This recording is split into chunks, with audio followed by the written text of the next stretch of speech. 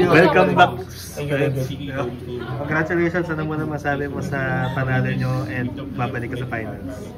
Siyempre masaya ako kasi nga rookie ko ngayon tapos babalik ako sa finals. So yun, hindi pa naman dito natatapos. So pagtrabahoan pa namin sa sarili ko. Hindi ko pa magpakalaki ng katawan kasi nga beda binild kahit sino doon. Talagang malakas na team.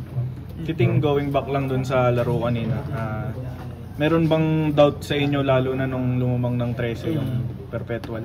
Oo naman, andun naman yun sila. Kasi nga nakita, feel ko na rin, kumbaga, tinitingnan ko yung mga mukha ng mga fans namin eh.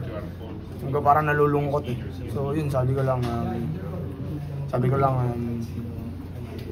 gawin ko lahat.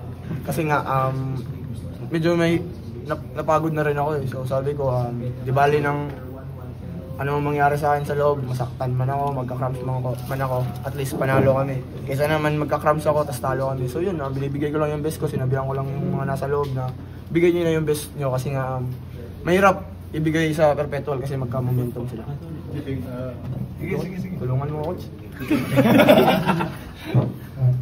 Okay. Masterclass na naman sa'yo sa assist department 14. Kala ko 14 turnovers eh.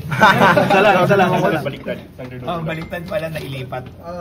With the preparations you've been doing, gano'n na lang ba nagiging kadali yung ganitong mga laro para sa'yo? Siyempre, tulong sa mga coaches, yung nag-viewing kami talagang nakapak kasi sila. Lalo na yung last shot ni Jimboy, talagang inaral ko. Tinignan ko, talagang may mali din talaga ako kasi nga hulog pa rin ako ng hulog sa ilalim kahit andun naman lahat ng kalaban. So yun lang, sa ensayo, tinatrabaho ko, talagang tinitignan ko. So yun, nag-materialize naman, lumabas naman sa game. Jonathan, from being sa Group B, Group of Death, top 3 na yung twice to beat, and tapos na-sweep itong semis, and ngayon nasa finals na. Ano lang yung pinaka-biggest learning mo ngayong nakarating ng literal sa finals in just your rookie year? Biggest learning ko is wag mag-relax. Kasi nga, yun, sabi nga ni Coach Allen, di na natin ito mababalik itong araw na to. Kumbaga, di natin alam kung kailan tayo mag-finals ulit. So, kung ano mang kinalabasan, at least ginawa natin yung best, wala tayong regrets na ulit. Jonathan, anong feeling mo na si Coach Ting na nandun ngayon?